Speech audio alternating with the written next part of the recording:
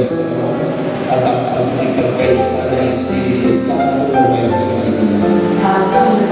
Mga minamahal na kapatid, welcome sa ating banal na pagdiriwang. Muli tayo nakakasama-sama at nakakapag-tipon upang ipagdasal natin si Nanay Nelly bago natin siya ihatid sa kanyang huling kaluluwa.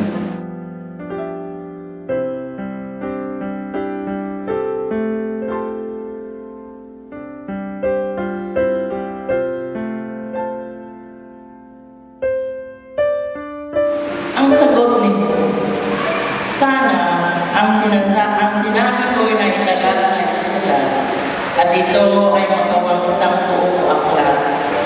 At sa bato'y maiukit itong mga salita ko upang sa habang panahon mabasa ng mga tao. Alam kong tinatutulog ang aking tagapagligtas na sa akin magtatanggol pagdating ng wakas. Pagkatapos na maluhay itong aking balat, ang Diyos ko'y namamalas kahit lamang ay magnas. Siya'y aking mamasdan at mukhang makikita sa sariling mga mata ng hindi na sino mang iba. Ang salita ng Diyos. Salamat.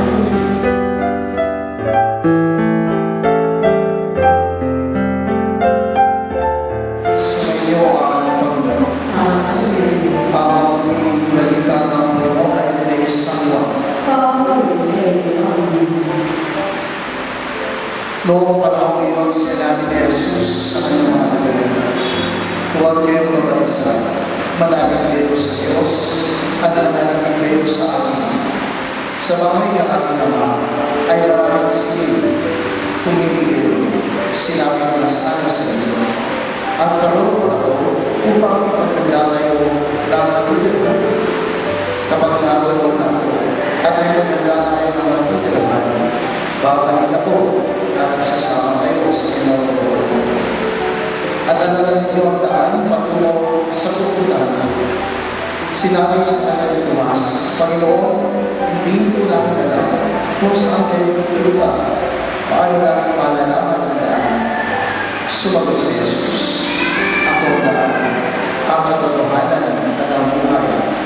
Walang makapupunta sa Ama, kundi sa pamamagitan ko.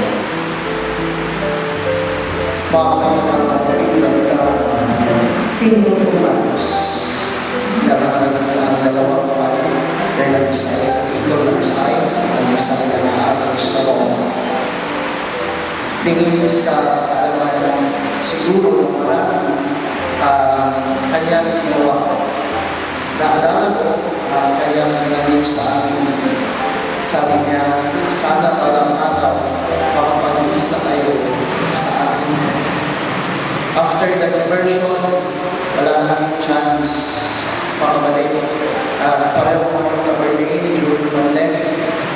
Kaya hindi kami makabalik agad.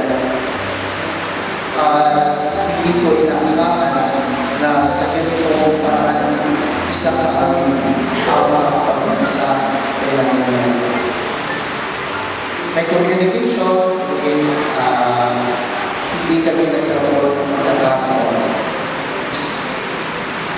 At ang binanggit namin sa kanya, hindi mo kailangan gawin ito upang patawarin ka ng Diyos. Sapagkat kapag nais mong hindi na patawarin sa Diyos, ay isang pagkakataon o isang pagpapakita ng pagnanais ni Amelia kung hindi na patawarin. During their life, meron na siyang sakit, pero hindi ang kanyang pinabayaan. Kaya pilit, every morning, mag-breakfast kami together. The rest of the day, ay busy na kami kasama ng planning and assignments, covering each other during the time. Kaya, naging malaking sa akin si Nanay Nelia. Nag-aasikaso ay medyo hirap. Sama namin si Kuya Alex, si Kuya Ramon, during the time. Naging bahagi na namin ng pamilya. Kaya proud ko sabihin na si Nanay Nelia ay naging bahagi ng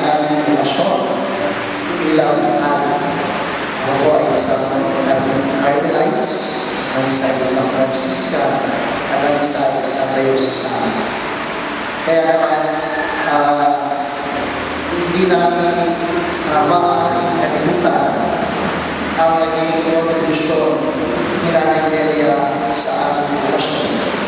Dahil ang kanyang pinakitang pagmamahal ay more than of what we are doing in this year area, more than of what we are doing in the basic ecclesial community. Naramdaman namin na hindi kami bisita, higit sa lahat, kami ay bahagi ng kanyang pamilya. We pray na lang, sabi niya sa akin, pakikita po ba ako ng Panginoon? At ang naging sagot namin sa kanya, ang pong maaaring gawin, Nanay Nelia ay magdasal. Magdasal. Sapagkat ipagbayan natin sa Diyos kung kailan niya inuunan ang ating mga panalangin. Ibigay natin sa Panginoon ang responsibilidad ng pagtuon ng ating mga panalangin. Narito tayo lahat, nagkakatipon upang ipagdasal ang ating kapatid na si Nanay Nelia, kayang kaluluwang na sayang magharap sa Panginoon sa kanya niya na mga tayo ay kanyang ipagdasal. Ngunit ang pagninyon ng manatilisang ito, maliban sa ating pagdarasal para kay Nanay Nelia, ito rin po ay para sa ating lahat na nag-iwan patuloy na naglalakbay sa pagbabago. Na ang kabutihan at pagawa ng bagay ng kalooban ng Diyos na siya naman talagang nais mangyari ng Panginoon sa bawat isa sa atin ay hindi kailangan maging malaki. Hindi kailangan maging mag-aaro upang mapapunta sa Panginoon ang ating kabutihan, ang ating pagsunod sa kalooban ng Diyos. Sabi ni Nanay Nelia, wala pa ako may aambag sa inyo, mga brothers, hindi pa tinahin kayo dito sa isang sulong ng aming tahanan at tutuhan kayo ng itlog o hotdog sa amanan. Ngunit iyon ang naging daan upang mas lalo makapagpatungkol si Nanay Nelia sa ilang simbahan. Sabi niya, hindi ko na kaya kumilos para sa parokya. Sana maging kamay kayo ng pagkilos ng aking paglilingkod. And true na, kaming tatlo ay naging bahagi ng paglilingkod ng ilang simbahan. Ito ay dahil sa paglalangin at ginawa kabutihan ni Nanay Nelia. So ang ambag na sinasabi ni Nanay Nelia ay isang ambag para sa ilang simbahan, isang ambag ng paglilingkod para sa ating lahat. Kaya naman sana manatili buhay ang mga alaala ng mga Nanay Nelia ng paglilingkod natin sa ating kapwa, sa nangangailangan, sa ating ilang simbahan. Sapagkat ito lamang po ang ating mayaalay ng buong sa ating Panginoon.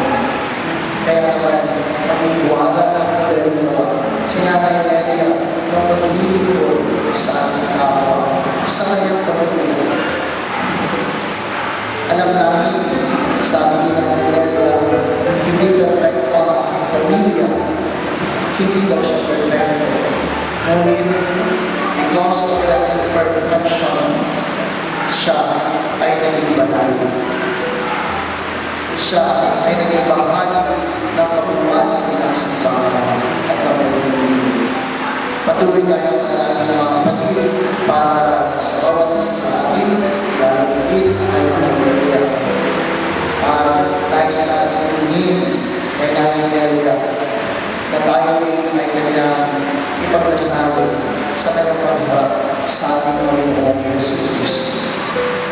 At sa ating patuloy maglalakbay, nawakas magbubuhay pa ang kanyang alam-alam sa bawat isa sa atin sa pamamagitan ng ating paglilingkod sa ating araw. Nagsigayon.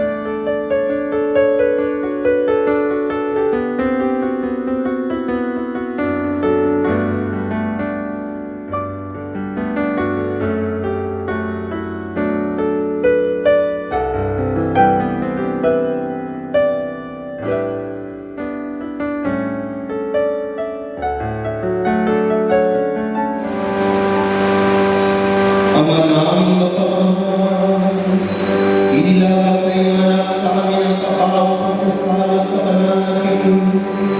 Ipagkalog mo si Nanay Nelia yung kapangamang sa pag-Kristo sa kabilang buhay.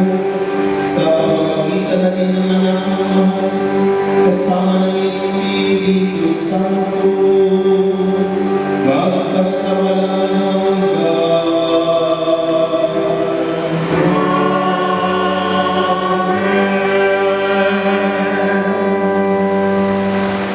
Mga kapatid, bago natin ihapin sa winantungan si Nanay Nelia, pagkukulan natin siya ng muling pamamahala. Patuloy tayong alay at ayuntin na panalangin para sa kanya. Ipahayag natin ang ating pamamahal sa kanya at tanggapin natin ang maluwag sa kalooban ng kanyang pagpanaw at umasa tayong nakikita-kita muli sa piling ni Jesus. Doon ay walang lungkusa, kalungkutan at kamatayan, kundi ang mamayanan ay lubos na ligaya at buhay na kadalaman.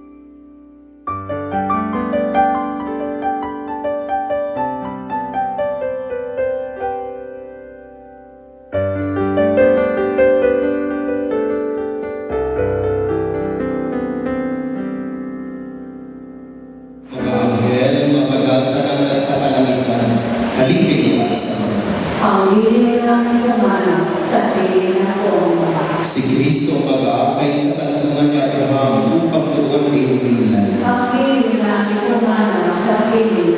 Sa ilaw na walang hanggan, kapayapaan kailanmay pagkamiting may kapal.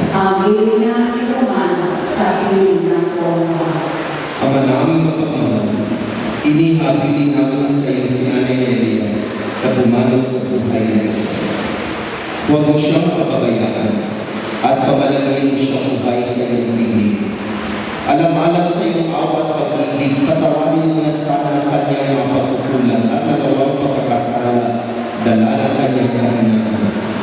Manatili naman siyang ligaya sa iyong piling, kasama niyo ang anak at ang Espiritu Santo, magpasawalang. Pagkalooban mo siya, Panginoon, ng buhay ng walang hanggan, at tumanglaw sa kanya ang liwanag magpakailanman. Nanay Nelia, paalam sa iyo, papasapiling ka nawa ng kung may kapal, ang pagpapala ng Diyos ay kaunin sa ngalan ng Ama, ng Anak at ng Espiritu Santo. Sa paraiso, magkikita ulit tayo, samahan ka ng mga santo kahit na may nauunan, tayo rin ay magsasama upang lagi tayo ligaya sa piling ng Diyos. Amen. Sumayin mo ang Panginoon. Huwag pagpalain at paspasan kayo ng ating kapagmahal na Diyos, ang Ama, ang Anak at ang Espiritu Santo. Nailalay ng ating banal na misa, kumain kayong taglay ang pag-ibig at kapayapaan ng Kristo, patuloy kayong maghanda